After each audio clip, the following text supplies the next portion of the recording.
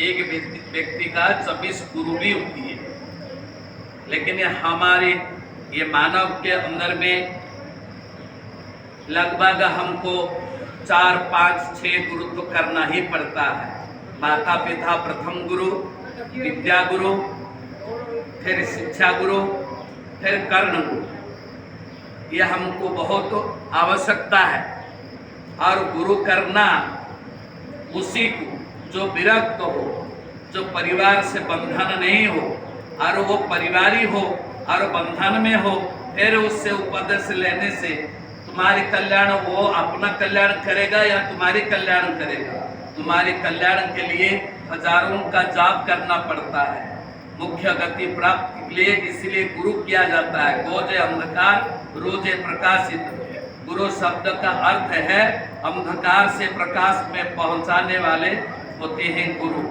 इसलिए हम सभी आदि गुरु और शिष्य का संबंध के विचार, गुरु पूर्णिमा किसको कहते हैं, क्यों?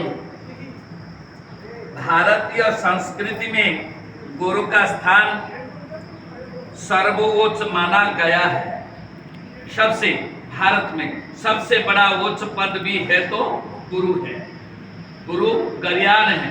गुरु को डुबाने से डूबता नहीं, अग्नि से जलाने से जलता नहीं, और पानी में बहाने से बहता नहीं है। ऐसा गुरु शब्द, गुरु गरीयान है, सबसे वजनदार है। और कहते इसीलिए प्रत्येक वर्ष आषाढ़ माह की पूर्णिमा के दिन बड़े ही हर्ष उल्लास के साथ गुरु पूर्णिमा का पर्व मनाया जाता है। जिस प्रकार श्रावण महीना जाएगा तो रक्षाबंधन होती है, उसी प्रकार आज आषाढ़ महीना गया तो श्रावण प्रवेश करने वाले, और आज गुरु पूर्णिमा है। आषाढ़ का लास्ट में गुरु पूर्णिमा आती है। इसी तिथि में पूर्ण मातृशक्ति विद्यमान है। इस गुरु पूर्णिमा की गोद में बैठकर जो गुरु पूजा एवं गुरु उपासना करता है, उसके जीवन का अंधकार नष्ट हो जाता है। उसके जीवन में अंधकार नाम के निशान नहीं रहता। आज के दिवस गुरु पूजा अवश्य करना चाहिए।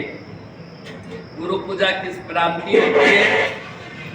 पहले आने के पश्चात गुरु जी के चरण को धोना, चरण धोने के बाद में तिलक करवाना, तिलक के बाद में पुष्प समर्पण करना, फिर गुरु के पास में जो फलम पुष्पम पत्रम त्वयम, जो आपके हाथ में फल है, फूल है, पत्र है, कुछ भी लाए और वो चरण में रख देना।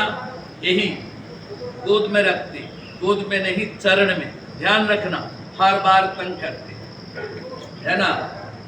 तो गुरु चरण में समर्पित करना और उसके जीवन का अंधकार का नष्ट हो जाता है, और उसको प्रकाश की पूर्णिमा रूपी कैसा प्रकाश होता है आसमान में, कैसे अंधकार को दूर करता है कि नहीं? अरे तुम्हारे दिन जैसा ऐसे चंद्रमा उदय होकर के पूरा सृष्टि में उजाला कर देता है। सरसों भी चुन जाती है, बादल न हो और पूरा चंद्रमा आए तो पूरा प्रकाशमय हो जाता है। इसलिए लाखे लाखे तारा था ये वो आकाशे, एक चंद्र उदय होई अंधकार नासे। गुरु लाखों गुरु मिल जाएंगे, लाखों गुरु मिलते एक भी चेला नहीं मिलता। उपदेश करने वाले अनेक मिलते हैं, पर उपदेश ग्रहण करने वाले विरल ही मिलते हैं। इसलिए गुरु करना भी बहुत आवश्यकता है, और गुरु श्रद्धा पूर्वक से होता है। श्रद्धा और विश्वास के साथ में गुरु करोगे तो तुम्हारे जीवन में कल्याण लाभ प्रदान होगा, खाते प्राप्त हो जाती है। गुरु पूर्णिमा एक रश्मि है, गुरु पूर्णिमा एक रश्मि है, एक तीर्थ है, एक महोत्सव है, एक जागृत अवस्था को लाता है, जो एक छटा बनकर जीवन में छवि छिटकाती है। इसी तरह गुरुदेव की समग्र कृपा का नाम ही गुरु पूर्णिमा है। गुरु पूर्णिमा केवल गुरु के मंत्र लेना, गुरु के चरण में आ जाना और गुरु कृपा पाना, यही है तुम्हारा चंद्रमा, यही है तुम्हारा उजाला। अंधकार को नाश करके उजाला में पहुंचाने का है गुरु पूर्णिमा। इसको कहते हैं गुरु पूर्णिमा। गुरु पूर्णिमा में दर्शन करके आइए महाराज जी विराजिए। इस पर्व पर गुरु व्यास पूजन धर्म गुरु, मंत्र गुरु, और देखो ध्यान से मेरी तरफ को ध्यान दो, एक एक शब्द का ध्यान दोगे तो समझ में आएगा, नहीं तो नहीं। इस पर्व पर गुरु व्यास पूजन, धर्म गुरु, मंत्र गुरु और पंथ गुरु पूजा की पूर्णता कही गई है, जो हमारे सनातन धर्म की रीढ़ है। गुरु दिन जे उत्सव करवाही गुरु दिन। आज ही एक गुरु पूर्णिमा, गुरु दिवस। हम 100 गुरु भाई है। किसी एक भगत कितना 10-20 किलो चावल लगता है, दाल 10 किलो लगता है या 5 किलो दाल लगता है, साग लगता है।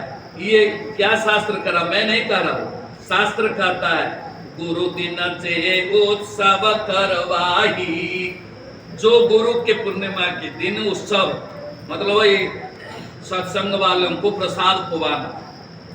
देख लो क्या कहता है, तीन सम भगवान को नाही उस दिन, और तीन सम में भगवान उसके घर में उस दिन प्रवेश कर जाएंगे।